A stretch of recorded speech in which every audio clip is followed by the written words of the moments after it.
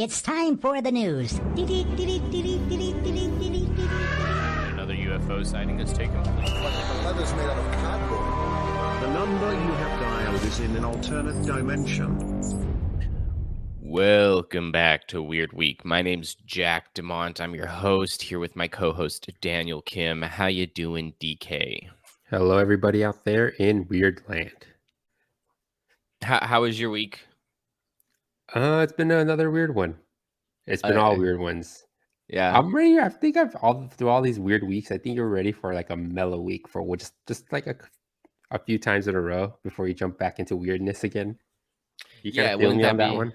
Wouldn't that be delightful? That's just not how the world is working nowadays, and that's why we created this podcast, because we knew it was gonna be weird every week at this point. Oh man, there's no slowing it down. It's just a freight train. I mean, and it's funny because we call it weird, trying to make light of a lot of the crazy stuff that's going on in our world nowadays. And we're just like, let's just call it weird, and maybe that'll put a little lighter note on the whole situation. Let's kick things off, guys. We're gonna do a little football talk because my boy Justin Herbert, go Chargers, go Chargers, go Chargers, bolt up. My boy Justin Herbert just got the biggest contract in NFL history. Now, that is I wanted to talk about it essentially because, well, they're the Chargers. He's my boy. He's getting paid tons. We love it. You know, he's my boy in my head. He doesn't know he's my boy, but he's my boy. You know what I mean?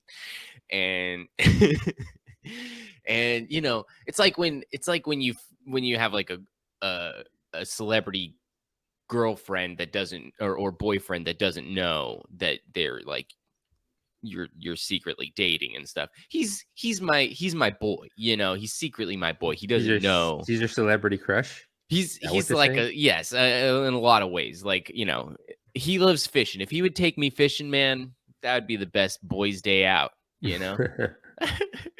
No, but Herbie, so what I wanted to talk about with it when it comes to this contract is kind of like sports contracts in general, I guess more specifically NFL, because I don't really know how all sports contracts work out at the end of the day, but I find it interesting because they grab you with headlines and things like that about this being the biggest contract ever signed. And as far as like quarterbacks are concerned, they're always going to be the biggest contract ever signed, next man up kind of deal if you're one of the tippy top in the league. Where it's like essentially Patrick Mahomes is, in terms of like statistics and stuff, probably the greatest player on the field, and his contract has already been surpassed because it's just a next man up kind of a thing. Now another thing that I find interesting is that these contracts, it says things like this is the biggest contract ever signed, but it also comes down to guarantees and things like that. But is the contract like front loaded or back loaded? And for people who don't know what that means, front loaded means like the contract is a lot of the guaranteed money is given to them in the beginning years of the contract, and then towards the later years of the contract, it thins out and they're not owed as much money, but still, like, you know, that's why there's lots of contract restructurings and things like that after many years down the line. But basically, so I find it super interesting because basically Justin Herbert signed the biggest contract to date or whatever, but he signed a very team friendly contract in the sense that he's willing to take essentially like a pay cut as opposed to many other quarterbacks in order to provide more money for the team to disperse amongst the rest of their players, so they can have a better team on the whole. He's not as selfish. He's pretty humble, and it's just another characteristic I really respect about the guy, and one of the reasons why I really was just so stoked to jump on board with the team and with him when he came in to the picture. When he came out of nowhere. boy, did he come out of nowhere too. So I don't know if we've gotten into it, but it was like he just got thrown into it. I think the second season or something. Philip Rivers, was he on the team when they were injured, or who was it when they were injured? Because they had a string of injuries that just had him on the field, and out of nowhere they just found. And who's this? Who's the scouting person person in charge of like scouting or like staffing or putting people in the lineup? It's just like the coach is like, I'll go to the coach is like, how did you keep this kid on the bench for so many? I mean, he was Well, new. I think he was pretty new. I think it was like either as a rookie or a sophomore, but I mean, still like how yeah, where did you keep this kid? Why did you keep this kid in the ball? You're fucking winning games with this guy. well, that's the thing is like they actually they didn't. I think they only it was only like the second or third game of his rookie season he got thrown in and he just lit it up from there. But it Yeah. was like the craziest circumstances. And I almost have like a conspiracy theory about it and whatnot, because I believe essentially the head coach really wanted to keep Tyrod Taylor playing and starting and keep Justin learning. But I think like ownership, people with big money can pay some crazy stuff to happen. I think ownership saw Justin Herbert and knew he was really talented and were like, why is Tyrod our guy right now when we have Justin Herbert on the bench, like you were literally just saying?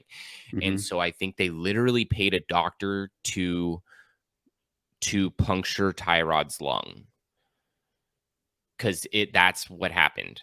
Literally right before the game, 30 minutes before the game, Tyrod gets a pain injection to his chest, and instead of the pain subsiding, it gets way worse, and he has to go to the emergency room, and it's found out that the doctor accidentally punctured his lung. And it's like, I'm sorry, doctors should not, a doctor at that level being paid by like one of the wealthiest teams in sports, not, I guess they're not one of the wealthiest, but it's still a huge organization. Yeah, it's still yeah. And they punctured a lung. It's like such a weird situation. And Justin just happens to get thrown in and is there for the rest of the season. I almost have a conspiracy there that I believe is actually true. But I'm not mad. I mean, it's possible. It's sports conspiracies with Daniel and Jack. Well, and Tyrod sued the doctor or the NFL or whoever, like, for malpractice and whatnot. So like, and I'm pretty sure he won that. So yeah, Tyrod got his money at least, and yeah, at least he got something out of it. Yeah, but it's like the one thing he didn't gain was the spotlight, because it went straight to Justin Herbert. Right. Well, and like he also had to suffer a punctured lung. He shouldn't be like the guy that's like actually literally physically harmed in order for like Justin to take the limelight. Like, what a crazy situation. But it is where it is now. It's been years. Justin has lit up the league since he got in. He's like statistically one of the best numbered guys. He has like the most yards for 3 seasons running or something like that of any player, something crazy like that. I thought that was Josh Allen in that mix or something. I think it's between him and Josh Allen, right? As far as rushing yards for quarterbacks. Not rushing. Justin, I think the number I most recently saw is that for and this is it was a meme that was like, this is what the Chargers are, and this is why it hurts so much all the time, is that it's like, this, the Chargers are better than this, we can do better, we have Justin. And it shows this meme, and it shows Justin has scored the most points over the course of 3 seasons for any player or something like that. And the Chargers have given up, the defense has given up the most points, and they're almost the same exact point total for the last 3 seasons. It's give and sad. Take. Justin's that humble. He's just like, I scored on them, you guys should give it back. The Chargers are so middling, dude. They're just so average. Even when they have a superstar, they have to completely flounder the other half in order to make sure that it's right there in the middle. Pretty gnarly. basically we knew this contract was coming. People have been asking over and over again, like, hey, contract talks, negotiations. Justin's always been very humble about it, and just like, I know it's coming. I know I'm going to get paid, and I'm ready. I'm stoked because it's an extension, a 5-year extension on top of the 2 that are remaining in his contract, making it so we have him for another 7 years guaranteed. He's most likely going to just like stay on the Chargers till he retires, like Philip Rivers did, unless he starts growing some sort of animosity towards them. But he's such a good guy, such a humble guy. I think he'll probably just rock with us for a long time. Does it beat Patrick Mahomes' contract? Speaking of contracts, is it like I thought Patrick Mahomes got a crazy amount of money. He did, but it's like it's like different things. So he for sure has gotten the biggest deal in terms of total money and average salary per year. But like Patrick Mahomes signed like a 10-year contract. Like Justin's signing a 5-year extension. Like so like the amount annually would be Justin's would be bigger. Right. But okay. Sorry, contract things just kind of it confuses me because all I hear is like X amount of years for this amount of money, and I'm just like, okay, that seems like that's more money than I've ever seen. So it's just like, wow, good for you. Right. And then like certain numbers there again are like Justin will only get certain percentage of it as guarantees, whereas like another chunk is like only earned after like doing a certain number of things. Some people in their contracts, in order to earn extra money, like it's actually very interesting the way contracts are written sometimes, because people like Kyler Murray had a thing in one of his in his most recent contract that was like he had to watch like a certain amount of game film, and that was because like they were afraid he was going to be on like video games too much or some crazy thing. Kyler Murray, nice. I knew I liked him for a reason. That's right. He ended up like getting really mad about it because it made him look bad in the public light and whatnot. And it's like, we do know you like video games. And he's like, and I know people like know I like video games, but it's like, why make me look like a bad quarterback because I play video games? I'm gonna still like watch my game film and play like my best and whatnot. And they're like, well, but he plays video games. It's like, oh my god, Justin Herbert, and there's other stuff in contracts like.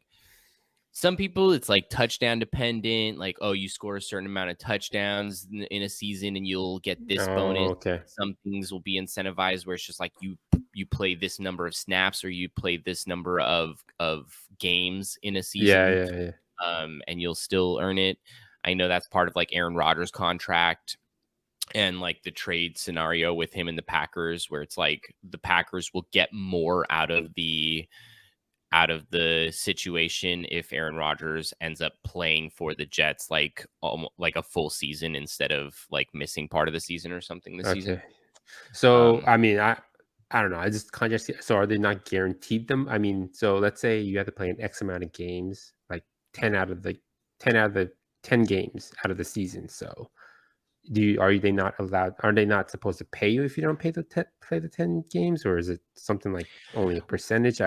It's usually, contract it gets really confusing. I know, because it's just like there's all these clauses and sub clauses to that clause, and it just gets wild. Right. Well, so I'll give you a little bit of a breakdown here exactly with like Justin Herbert specifically, since we're on it. Justin Herbert's making $262.5 million in the deal overall, 262.5. He will make 218.7 in guarantees. That will go to Justin Herbert, unless like there's a restructuring of his contract at some point in time. But as far as the contract, he's guaranteed that now. I don't know if it's like front heavy or back heavy, or if he's just going to kind of like make an even amount the whole time. But so then basically that extra remaining amount, the 262 minus 218, that's going to be roughly like 35 to 40 million. Those are the things where it's like, if you show up to all your practices, you'll get another like mil. If you show up to Okay. if you play every single game in the season, you'll get another 2 mil. Like, that kind of a thing. So, Okay. um, so it's like, yeah, there is a chunk of his contract that is put aside for him got it. to earn extra incentives and bonuses and stuff. Mm-hmm. He's working on commissions, He's working on commissions. Do you think he has it directly deposited, or do they give him those big checks? Like they do in this? I would want the big check. Duh. I almost feel like I've seen somewhere that someone like, what was it? It was a picture of a guy that won like a lottery or something like that, and he wanted a big check. He wanted like a picture with a big check, and the people told him like they couldn't do that for him or something like that. And he's like, you can take it out of like my winnings. And it basically made it so that he had like almost nothing in terms of winnings, but he had a giant check. So people are wild. Yeah, because it was like a small amount of money anyways. It was like $1,000 or something like that he had won, and they were like, if we get you this giant check and produce it, it's gonna like cost us so much money. And he's like, do it anyways. It's for the photo. So funny. I love people. Me too, especially Justin Herbert. Good guy. Good stuff. Me too. Good guy. Good. He likes fishing. He's a good old fishing boy. I mean, because you don't hear that much like bad news about him, like as far as personality is concerned. You don't see him getting any off the field battles or struggles or or scandals, right? You will. So, well, they're not the Raiders, that's for sure. Hey, low blow. I'm sorry. But stay Devontae Adams. Stay Devontae Adams. You just put that in front of me. But Devontae Adams, please stay with the Raiders. Yeah, at least this year. Jesus Christ. Yeah. I think the Chargers are like low key like a Christian organization or something. I can't really tell. It's not, and like I don't really have that kind of attachment to like. I'm not very religious or anything. I believe in bigger universal weird going ons, but I don't really like, preach the Bible or go to a place of worship or anything.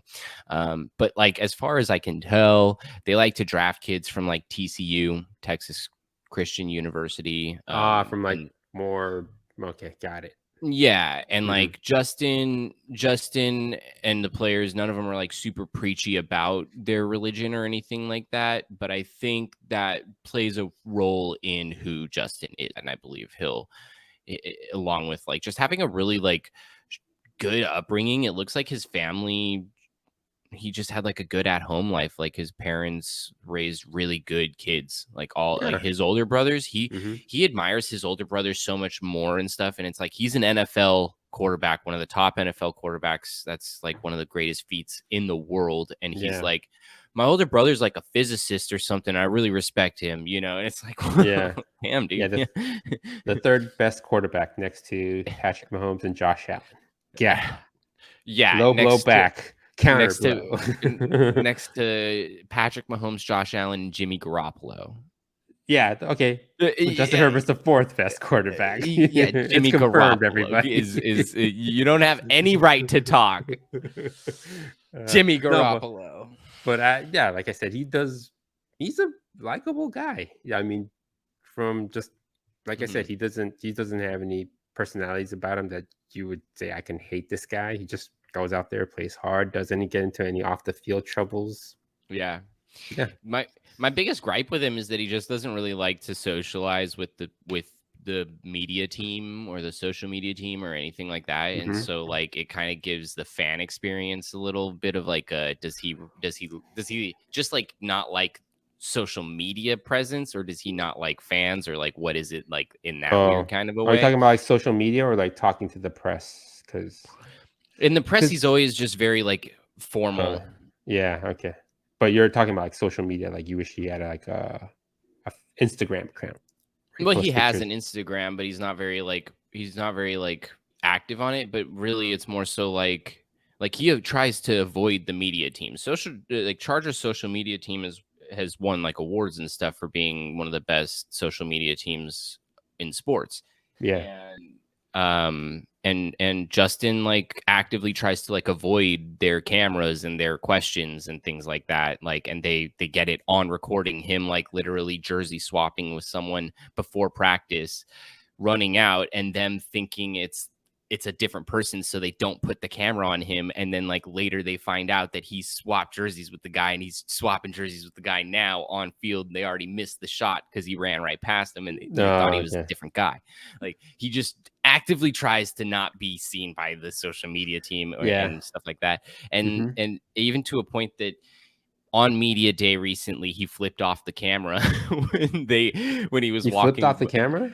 It wasn't like a really big blatant like in front of you, but it was him walking by the camera, like the social media team, and going to his next interview and like rolling his eyes, and while he's walking, his hand is a middle finger, but he's like doing it Yeah. low key while he's walking and stuff like that. Well, But I it's like mean, he blatantly a might. middle finger. Yeah, yeah, he might be more of a purist. Like he's the more the type that like because the NFL does have a business side to it that they have to take care of. Like they have to do fan service. There's things that run the organizations that they have to pay off. They're running a technically a business, yeah. But like I think Justin's the more purist. He's just like I just want to play football and That's get this 100% it. huge contract out of it, and I'm That's done. 100%. Hey, Yeah. he doesn't even really care about the contract. He has his. I think the reason he is willing to take like the smaller, or like willing to take like team friendly contracts and stuff like that is because he's had a good upbringing. His family has had like decent money all his life, to a point that I don't think he feels like the pressure of like, I have to get this bag. Hmm. And I think he always just knew the bag was going to come, and was just like, now he's just like more secure in the sense that he's like, now I don't have to worry about fighting for my job. I got that bag. Yeah. But we knew this contract was coming. We know Joe Burrow is going to get the next biggest contract. Like it's literally like a Joe coordinated thing. Burrow, I You know what forgot I about mean? him. Yeah, yeah, yeah. Basically, the Chargers had to pay Justin as soon as possible Mm. because Justin was going to basically, it was like Tua, Justin, and Burrow were all drafted in the same class, and Tua, I don't know, is gonna get a contract. Mhm. Justin was gonna for sure get a contract, and Burrow was for sure gonna get a contract. So Mhm. Chargers knew they had to pay Justin before Burrow because they Mm. were both gonna get contracts, and it Okay. basically just goes next man up gets them more money. They didn't want to Mhm. have to pay more than Burrow's contract based on whatever Burrow was gonna get. They didn't Yeah. know. They wanted to be the first ones to pay. Now it's the Bengals' turn to be like, we have to pay more than Justin's contract Yeah, for yeah. Burrow.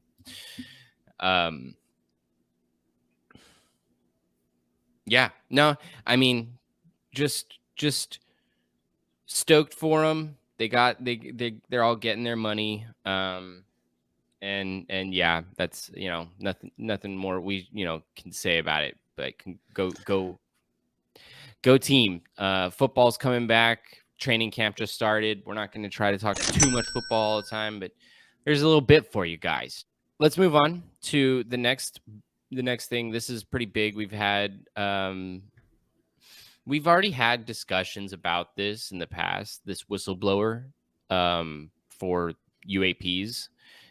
He finally had the meeting with Congress to talk about and whistleblow and talk about the UAPs that have been found and bodies that have been found on the UFOs and things like that. But we had already you and I had already discussed this guy because he had announced that he was going to talk to Congress about it. Now he's Mhm. done exactly that. And the thing is, we already touched on all the stuff that he was going to talk about, and it's basically the same exact stuff that we thought he was going to talk about. What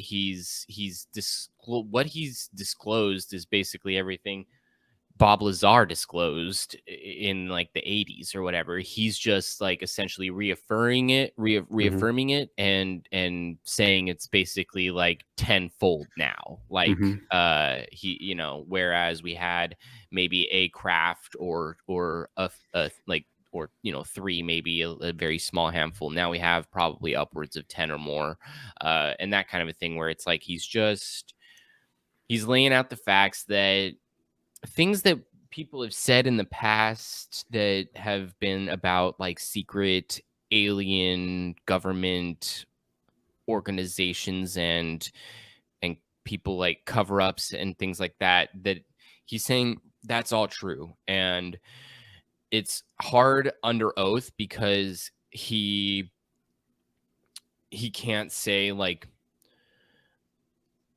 alien bodies exist, I've seen them myself, that kind of a stuff, because there's like there's just everybody's got to be very careful with their words with this right now. That's it, period. Like, you just got to be really careful with your words. So he's trying to give as much information as he can without disclosing certain things, and basically like no one wants to cause true havoc or panic or make themselves sound like a nut job at the same time. So he's doing everything he can to make it still sound like not just like crazy person talk or something, where he's like, no, this exists. I'm trying to give you guys the facts and things like that. Do you think the U.S. government's the only government that has like an Area 51? No. Do you think like Canada has like an Area 52A? I don't. I don't know which ones do specifically, other than the UK, because I know of the one that they've talked about for the UK is one that like it definitely exists, in the same way that we know that Area 52 exists, and they can't just they can say as much as they want to deny it, but like we know. The British have one too. I've seen like documentaries and stuff where they talk about it and whatnot, and it's similar in the way that it's just like it's very guarded and closed off, and no one's really allowed near it. But it's like kind of rural, but it's not rural in like a desert like ours. It's rural in like mountainous area or something like that. But I do know others have them. I've seen like a meme recently where it shows like on a world map where all UFO reportings and sightings have been taking place, and the US is like just glowing vibrant, while everything else is pretty dim, just speckles of reports and stuff here and there. And I think that is something that's kind of just like taken out of context, essentially, where it's like, I think the US has like certain things that make it so that if we are being visited like that, like I think we're being visited for a specific reason. I think nuclear things, like like lots of people have kind of talked about how we believe, how a lot of us believe our nukes are like of interest to them, and maybe not necessarily for the right reasons. They probably like don't like them. And so there's a good chance they're coming to America a little more often, maybe because we got the nukes, many of them. But there's also a chance. Go ahead. What were you gonna say? No, because there is a theory that like, well, I heard, but there is like this school of thought where aliens will necessarily travel to places where there's high nuclear activity. So if you're like a country that has like a nuclear, if you have nukes, basically, it's just like they'll travel, and if they're peaceful, they'll shut it off. And then I don't know, it's just a thought I vaguely heard, and that it would be interesting because I've only heard about like high activity in the US, and US, for all intents and purposes, does have like a high military presence, if you will. But it's, I don't know, it's and I think there's other things I think that play into it, where it's like, I believe we have a few more non-believers than your average other country. I think other countries like are willing to kind of see it and believe it, or they have like their ancestors have told them stories of beings like that and whatnot, and so there's less fear and whatnot, and so they're not as inclined to like report on it. Okay. Like other countries just may not have as many like reporting, like way easy access to reporting. Like Americans, I think, are more like report happy than other countries in a way. You know what I mean? Yeah. Other countries are just not going to report like literally anything as much as Americans are going to report it. Yeah. And I think that's just part of like our who we are as Americans and our culture and stuff like that. It's like we see something out of the ordinary, we want like to talk about it, we want people to know and stuff like Hmm. that, and we have access to reporting very easily, where like I think other countries don't, and things like that, where it's like I the map of seeing where all the reports are taking place, and some people are like, maybe the aliens just really like the United States or something. It's like, no, well, maybe maybe they do because we have nukes or something. Otherwise, maybe it's just like the other countries just aren't reporting it because they are used to it, or they just don't have access. I don't know. There's other things, I think, It's context that goes America. It's America. America. We report everything around here.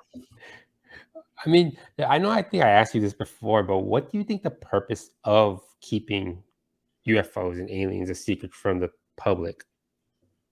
Well, what would be the person? I know. I think you said you did it might cause this mass hysteria, Hmm. but I don't know. I feel like a lot of things that the government does causes mass hysteria. Like a lot of times they'll do things that like just it can Well, cause panic in the public's eye. I mean, right. according to the general public, but just I've always wondered. I'm just like, why does they just can't disclose this information? Because it just seems like, what is it that you're really hiding? Right. Yeah. Well, I think there's a few different things that go into it, and I think personal vendettas between countries is a big issue with it, where Mhm. the wars and stuff that we have going on, the things where it's like we just don't see eye to eye with other countries and stuff like that. We're trying to get to a more peaceful place where we can all kind of like come to agreements and talk about things. It's like something like that might propel something like that, but it also might just make it worse, where it's like if you as the American government decide you're going to hold a presser in front of the White House, and you're going to put 3 UFOs that you found, crashed UFOs. You're going to put them out in front of on the White House lawn, and you're going to display 2 of the bodies, and you're going to show the American people and the world the evidence that you found. Like that's the only thing I can think of that would maybe like, you're really trying to show people that this change people's mind and realize something exists. Mhm. Who's to say that Russia, China sees this and they go, "Oh, that's just something the Americans are just trying to like do in order to like gain popular vote to gain this that." You know what I'm saying? Where it's just Yeah, like yeah. there's so many bigger ramifications, I think, that go into unveiling such a massively like reality. Like our entire reality would change as a human species. Okay. It would, I think, like be difficult. It's just hard to predict. People don't know what would happen, and so it's hard to just be like, all right, let's just put the evidence out there and Mhm. like watch what happens. You have to kind of like, I think, have a very calculated effort, and I think that's what they're trying to do is Okay. I mean, just have. because to me, it just feels like, I mean, if you were to kind of present to the public, I think like the budget for like Space Force or like anything military just grow exponentially because they just feel like we don't know what they're capable of, so we're gonna Well, have to right. raise right like up the budget to create protocols to combat this. But I don't know, it's always to me, Well, it just always bugged me. I'm just like, what's the point? Like you do make a great point, but just I don't know. I just want the government to be honest. That's no, all. I get that, That's and I all. I do Yeah. too. I think like whistleblowers like this are almost like their way of like slowly letting it happen. They're slowly letting us get the information. It's just like Hmm. they have to do it in certain ways, and they're like, okay, so we got this one guy, and we're gonna let him like, we trust him to give the information the right way when he goes on stand and stuff like that. So it's like, I think it's just it's got to be a very calculated effort, and I think they're trying to do it as soon as they can, actually, because I think they're starting to feel a precedence for it. Yeah. But it's such a hard thing to finesse. It's like Yeah. you try to think of it from a real logistic standpoint, and it's like, yes, personally, I would love them to just say that aliens exist. Do I kind of see the bigger picture of why it's like really hard to just come out with that information? Yeah, I do. It's really hard to come out with that Yeah. information. I mean, another question. Do you think in our lifetime we'll ever get to see like a spaceship up close or an alien up close? Do you think in your and our lifetime we'll be able to do it? I do. I unless we unforeseeable shitty circumstances take one of our lives early. If we were to be able to live like a real genuinely long life, the amount of stuff that is unfolded within other people's lifetimes that are like older now and stuff, they wouldn't. Let's imagine somebody that's in their 90s, 70s to 90s right now. They would have been born in like the 50s. Yeah. The amount of stuff that they've seen unfold since like the 50s, where it's like black and white, dad comes home, picket fence house, what's for dinner, hun? Like, versus where we are today. Like, I think the exponential scale is so high, and the way that we're moving. I'm only 30 years old, and we went from basically analog to like fully digital within my lifetime. That to me that's such like big strides and stuff, that, and the way that like within the way that the alien discussion has gone within the last like 5 years since like COVID, essentially, it's just being talked about all of a sudden. Nobody wanted to talk about it. It was never being talked about. I swear I saw something in like 2010, and for me to try to bring it up was like legit just like so hard, because people didn't want to have the discussion. They would like look at you weird, or they would just be like, yeah, I mean, you saw something. I believe you saw something. Now everybody's talking about this stuff. And so it's like, I think it's unfolding so fast that I don't see how we could go another 40 years of humans like reeling about these aliens and stuff like that. Yeah. You know what I mean?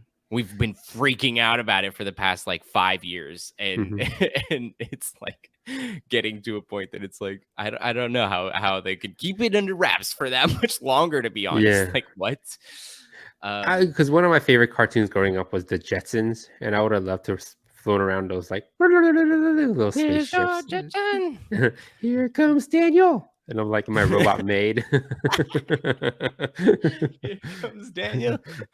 He's still Ubering. He's just in one of the jets or saucers. Exactly. Here comes Daniel. Oh, damn, man. I got another sugar fish order. Exactly. Yeah, dude. No, I mean, I'm really glad we're able to have these conversations now. This is where I've wanted to take the podcast for a long time, and why I'm glad we started it when we did and whatnot, because the conversations are just getting bigger and more in depth, and everybody's talking about them and whatnot. So it's exactly what we're trying to get into. I think it's hard if we don't kill ourselves first through some kind of crazy nuclear thing, or like global warming or whatever it may be. I think we might just have a chance to see some crazy shit pop off within the next, I would say within the next 10 to 20 years is like at the max. I can see us like being able to hold some of this stuff under wraps. But let's get out of the UFO topic. We've been on it. And I love talking about it, to be honest, but gotta move on. Talked more football than UFOs. I don't know if I approve of that. Everybody approves of that. I mean, football fans definitely would. That's true. On to another weird thing we got going on. a major overhaul. Twitter has rebranded to X. This is a billionaire's way, a form of having fun with I would say, people. yeah, it's having fun. I would be like, I think most of the world was just like, okay, Thanks, moving Elon. on. So unnecessary, but okay. Okay, uh, you do you, Elon. so lame. So I've got a few little like things here, and we can just like fly through them, little Mhm. pinpointing topics. Oh, What I were you was gonna gonna say? ask, like, what's so special about X as opposed to Twitter? Well, let's see. Because I Okay. know Facebook or Meta Mm-hmm. released Threads, which is kind of like Mm, their version of Twitch. So I think this might be like his answer to that. answer. Yeah. Yeah. Well, Threads came out. It came out with a very minimalistic, like black and white @ design Mhm. for their logo. And I think Elon like has SpaceX and things where his logos are all very like black and white minimalistic and stuff like that. And so it was only a matter of time, really. And I think Threads coming out doing their logo the way they did it and stuff like that was the perfect timing for him to just be like, okay, well now I can come out with something as like a response, quote unquote, to Threads. But really, I mean, he what, he didn't like the baby blue in the bird. I don't, I mean, Yeah. Uh, it, it, I don't think anybody had a problem with it, but I think definitely Elon is Elon trying did. to. I don't know what he's trying to do with Twitter, but he's trying to rebrand it into something that I'm not seeing the vision. Right. Oh, Well, supposedly mhm. he's trying to create something that's like like it's called like an everything app or something like that. I forget exactly what they're calling it, but they're like he's trying to basically create some sort of a universal app that can like function as your mini personal device, personal self within a phone. Who knows? I don't get it.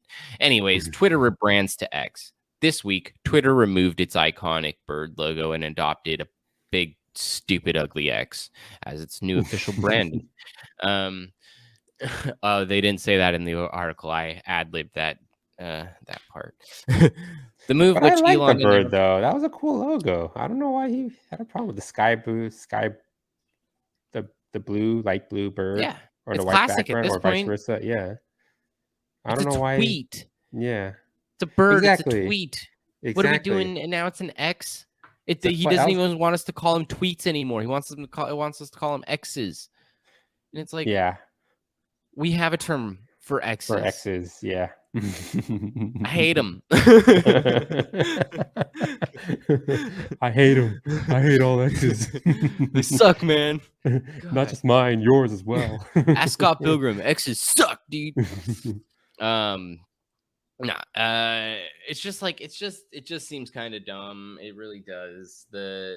It's just like I don't know. I don't know. Rebranding is what rebranding is, and people have done it all throughout the time of logos and brands and things. It's just I don't really understand the obsession with people going like minimalistic, futuristic looking and stuff like that. Like, is minimalistic futuristic? Like, why can't the future be like bright and colorful and a blue bird? Like, why does it have to be a like it just feels very boring and it feels like very like corporate drone like, oh, it's just a big black and white X. That's Yeah. cool. Well, I think, yeah, that's the as far as like futuristic look, it's supposed to look more minimalistic. You're supposed to do less. Like even like modern furniture, it's supposed to like be monotoned or like I don't know.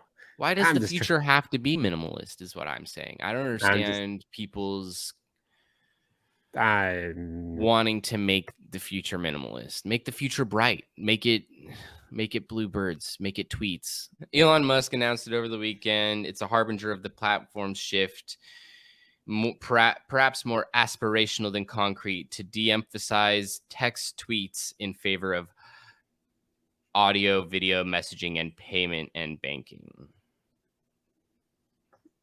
So he wants to, that's what the all-encompassing universal app that he's trying to create and stuff is, and that's why he's rebranding it. His excuse is saying that he wants people to do more with the app and he doesn't want it to just be tweets, and so now it's going to be X, and like any X post is not just a tweet, it could be a video, it can be a this, that, and the other, and he wants it to be more of like a multimedia platform instead of just like your thoughts put in 100 words. Like, okay, so he made Instagram. So he's making Instagram made Twitter with threads. It's so dumb. And Elon and Mark Zuckerberg want to fight. That was just gonna be my next thing. What a promotion for Threads and X, though, if that were to ever go down. Like, bro, it's just billionaires just having money and going at it. They don't want. It's all fake, man. These guys are friends. These guys are friends, dude. But not in that ring. Not in that ring. They were friends, even business partners or even consultants. But in the ring. No, they know the competition is so healthy. Oh, God. But Mark Zuckerberg, he's been looking super buff. I think he's training with Israel Adesanya, I think. Yeah, because I think he was the one that challenged Elon. I think he's the one that's all gung ho about it. Like, yeah, baby, I've been fighting. I'm ready. Let's go. Elon's like, okay, yeah, let's do it. And then the pictures come out of Mark like all jacked fighting with MMA fighters, and Elon's like, I should hire some more help. Oh man. Enough billionaire talk. Those guys get enough attention. Let's go and dive into the pockets of Disney and Comcast. More billionaire talk. That's right. Disney and Comcast own a streaming service together called Hulu. Hulu is now responsible for what is going to be, I see as like the reboot of the animated block on Fox.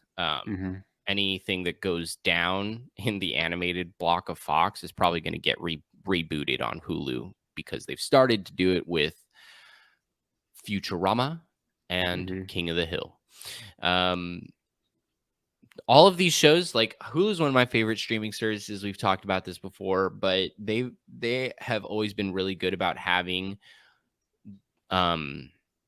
adult animation, like specifically that Fox block of adult animation, but like also Adult Swim and things like that. But one of their key things they've always had is adult animation. I think that's because they started with like Family Guy clips and stuff like that. So their first real partnership was with an adult animated show. Was the first full episodes of anything they actually got partnership with Family Guy.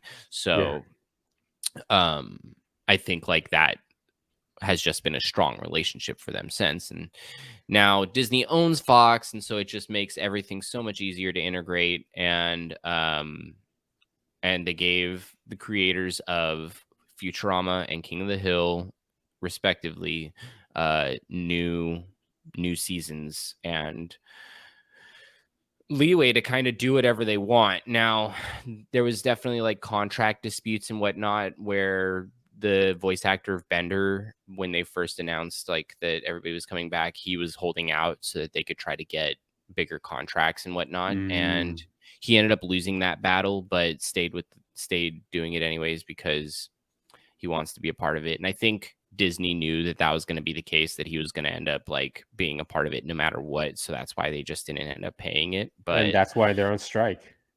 And that's why they're on strike, right? 100%. Now because they just refuse to pay the people.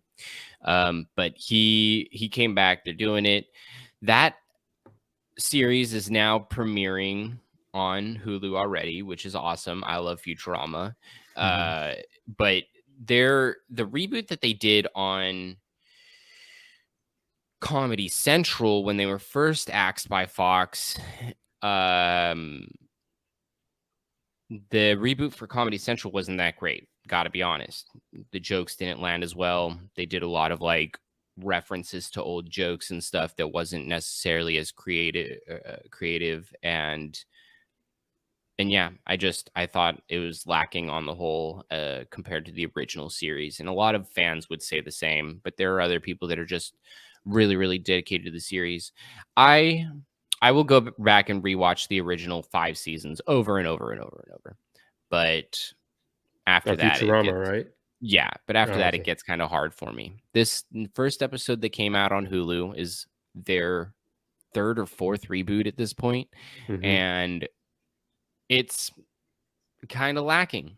I had higher hopes for it. I thought they would be able to try to maybe like bring back some of the spark of the first few seasons, but really it does feel more like the reboot that was on Comedy Central, where the jokes just don't seem to get there for me as much.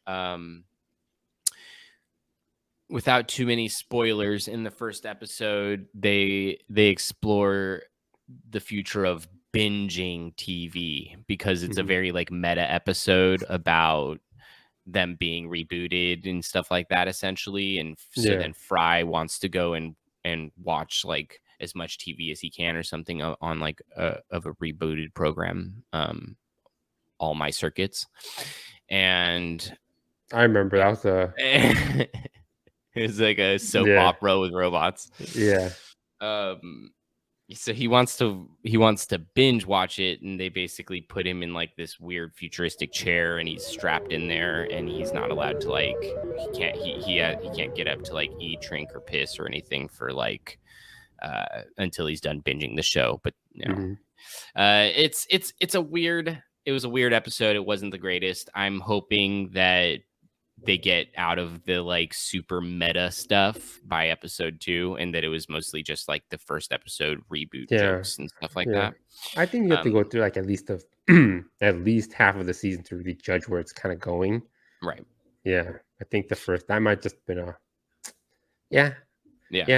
one of my favorites Futurama episodes is I think it was like Snoo with these gigantic Amazonian women. Women of Amazonia.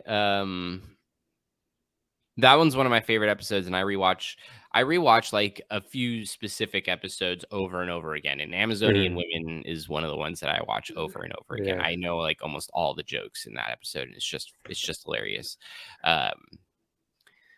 Snoo is what they call sex. The Amazonian women are gigantic. They're like double the size of all the guys in the show. And like, who was the green character? She was like Leela's, not Leela, but the other. It's like Amy's boo is an alien named Kif Broker. Yeah. And then they had Snoo with him, like, because they thought he was the most attractive. Yeah. And you will have Snoo with the tall women, then with the ugly women, then with the tall women again. Yeah, and they're like, they get sentenced to death by Snoo. And then he like starts crying, and the other guys are like they're smiling, goes, and they're gay. And then it turns over. It's all these like corpses, these bones with like crushed pelvises. They're like, nice. Man. Pretty funny stuff. Death by Snoo. But yeah, those episodes I thought were much better than what they've been releasing in their reboots, but it is what it is, and I'm still such a Futurama fan that I'll support them making reboots as long as they can, because I really respect like those guys and what they originally had created, and so if they're still the people that really want to keep doing it, let them fucking do it. And that brings us to the King of the Hill reboot, because I really respect Mike Judge also. He was able to reboot Beavis and Butthead recently. Now he's getting a King of the Hill reboot. It looks like King of the Hills isn't going to come out until like early next year, or maybe even later because of the writer's strike and things like that on top of it. Yeah, that's what makes it a little complicated right now as far as release dates are concerned. Right. A lot of things are getting pushed back. But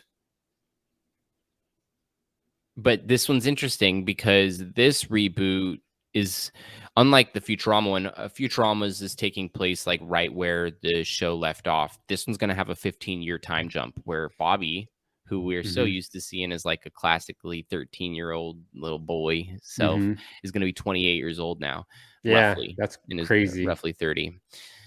Yeah, it's going to be a much different kind of show, I think, for us to not much different, but it's still going to have the same like overall moral story that it always had. Well, the fun thing about King of the Hill and why I'm such a fan of it is like that dynamic between like Hank Hill and his son Bobby. It's like there's such a polar opposite in how they view things and how they act. Like Bobby's like Hank is like a straight shooter, and Bobby's like he's like I like doing comedy. I'm like the class clown, and Hank's like, why do you do stuff like that? Just sell propane or something like that. I don't know, but like it's such a good dynamic that I don't know. It's interesting to see how this is gonna play out. I'm still gonna watch it probably, but like, yeah, one of my favorite episodes for sure. Yeah, that was one of my favorite episodes from King of the Hill is when Bobby took like women's self-defense for his bullying, and he was just kicking everybody in the nuts because they taught him at the YMCA because like he was trying to learn like a different martial art, but the only thing open was like a women's self-defense,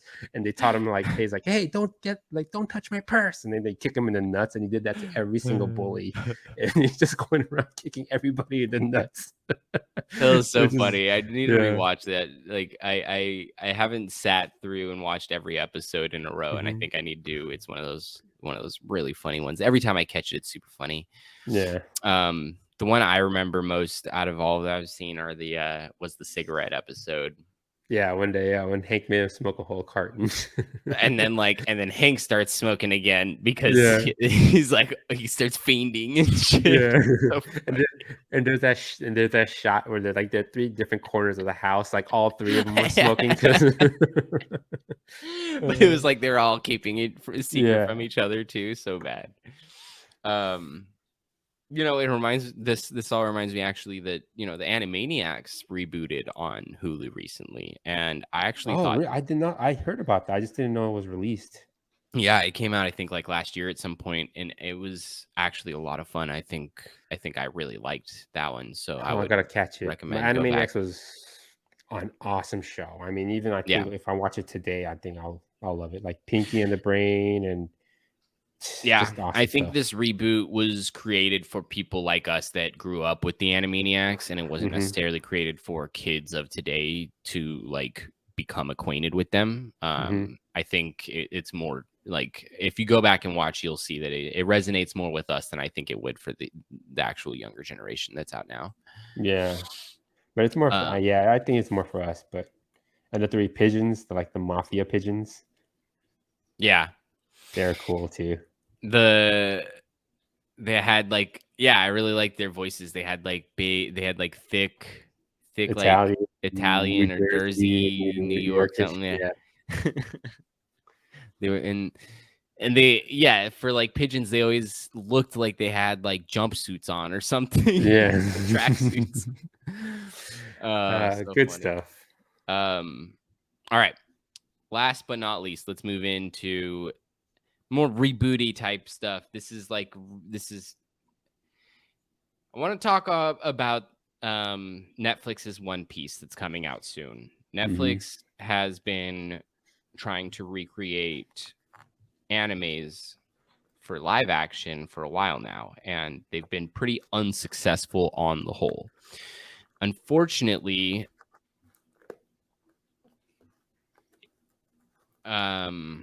they're trying to reboot One Piece and do One Piece as a live action right now.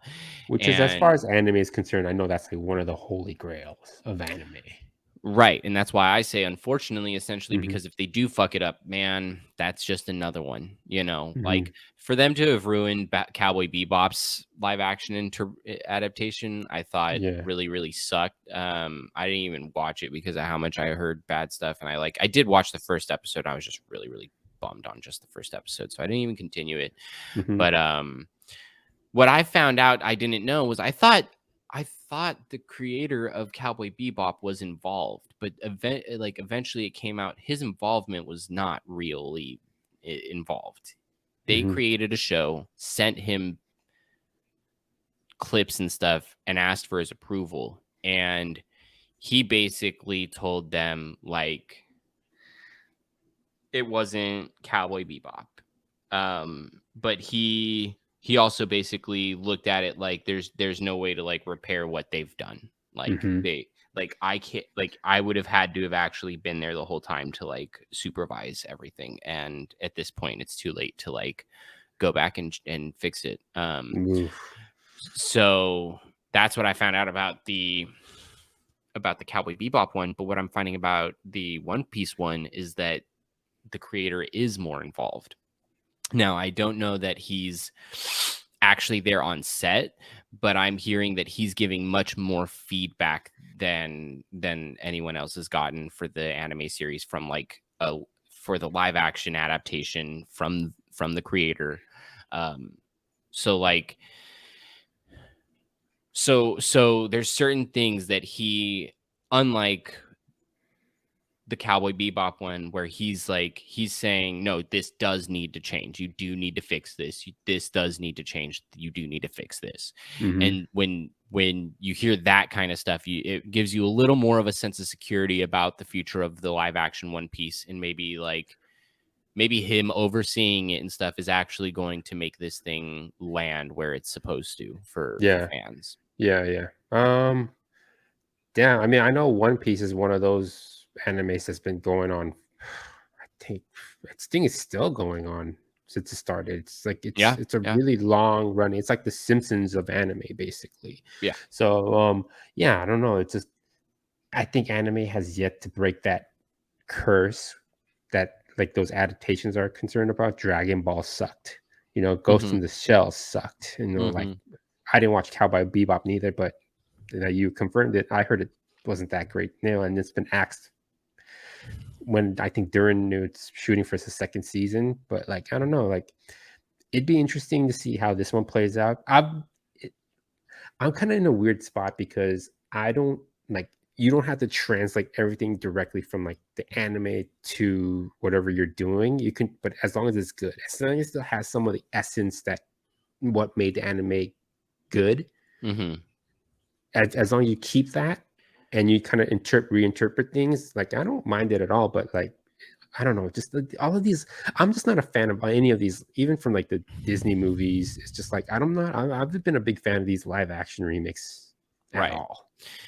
Right. I think having the original creator involved is the best thing you can do for it, and it's for me, I think, difficult because it just doesn't really seem like it makes much sense to try to adapt anime to live action, because like that's kind of the point of anime, is that like it's very flamboyant, it's very like extravagant and outrageous in its cartooning, in its movements, in its action and stuff like that. It's like, it's actually like how are you supposed to recreate a lot of that, Yeah.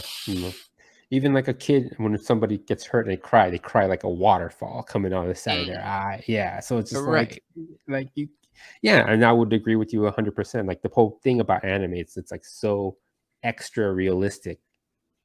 I'm not sure if that's a thing, but like it's they overreact to everything. Over the top. Yeah. It's everything is all over the top. So it just kind of, it doesn't translate to live action that well, as long, I mean, CGI has been kind of sucking nowadays, but like, no matter how great your CGI is, just like, I don't know, like, can you capture what anime does as far as the over the top extravagance? We'll see how they do with this One Piece, because I almost feel like this is going to be the determining factor that like whether it's doable or not. Like basically, I think Netflix needs to give up on live action adaptations of animes if this one doesn't work out. This trial where they're trying to get everything right about the sets, the characters, having the guy on set, like, or at least like actively part of the creation and stuff, like all of that, if it doesn't work out and fans still don't like it, like you guys need to just stop trying. That's all I gotta say. Yeah. Don't keep it up, man. It's not working clearly, It's, I don't know. It just, I don't know. I think none of these live, I don't know. None of it makes sense. None of it makes sense to me. It's just, I guess what they're trying to do is we watched it when we were kids, so like there's a nostalgic feeling for us. But I mean, I think they're just trying to capture a new generation of kids to bank Right. on. Yeah, but Yeah. I don't know. It just feels like maybe you can do like a spin-off, like Yeah. Batman Beyond to Batman the Animated Series. I don't know, something like that. I think a lot of us have dreamed of seeing a lot of these kinds of shows and adaptations in a live action form and stuff. Mhm, But I think a lot of us also didn't necessarily understand what it takes to do that or what it actually would look like in mhm. real form and stuff like that. Yeah, I actually, because think, that was the one fun thing when I was a kid. Like when there's the magazine publication called Wizard, and it's like a comic book uh-huh, publication that dealt with like comic books and stuff like that. And one of the sections in that magazine was something called like a casting call or something. So they just make up like, oh, if this superhero team or superhero is going to be adapted into a movie, a live action movie, who would play this? Who would be the best to play? I don't know, like Spider-Man or Wolverine right. or Superman. And then yeah, and that was always it was always so fun for me to see like, oh, that'll be a great, Professor X, or a great Yeah. Wolverine. But I don't know. It just, yeah, like you said, we don't know we could not imagine that it would be happening like this, but Right. it was fun imagining it when you were a kid. Like, oh, it would be cool if they made this into a movie, but it's just, oh, Well, it's a process. I think hopefully they get it right one of these times, but I think this one's the one where they got to really, really try to nail it home. Mhm. The CGI looks pretty good as far as I can tell so far. Like I like the way Luffy looks when he's stretching. Yeah, I think that they're doing that well, and I don't know if that's part of his input or what, but my my biggest concern at the end of the day is going to be like is the team chemistry good? Cuz that's what a lot of One Piece is about yeah. is the The group Straw Hat on the gang. Straw Hat gang on the Yeah. boat, the pirates, Hmm. that group. And like will they be able to kind of like represent those characters well and still have like the team chemistry and stuff like that Yeah. I think that's going to be the biggest thing for me period, Hmm. which is one of the harder things to create, Yeah. All right, guys, we've been talking your ears off about lots and lots of craziness. DK, sign off for the people. Tell them something. If you're a Barbie fan, go watch Oppenheimer. If you're an Oppenheimer fan, go watch Barbie. That's right. I forgot we were going to talk about that a little bit. Basically, I didn't want to spoil anything for you guys, but go watch them. Like DK said, go watch them. I watched them both. Daniel was right. Start with Oppenheimer. Barbie is strong enough to get you through it. It was great. It was a great combo of movies. Lots of love poured into both films. Highly recommend. Yeah. Daniel's going to go see him soon, too. Exactly. All right, y'all. Until next time, keep it weird. Like, subscribe, follow, tell your friends, your family. We need that money. Peace. Justin Herbert money. That Justin Herbert money. Go Chargers. Hold up.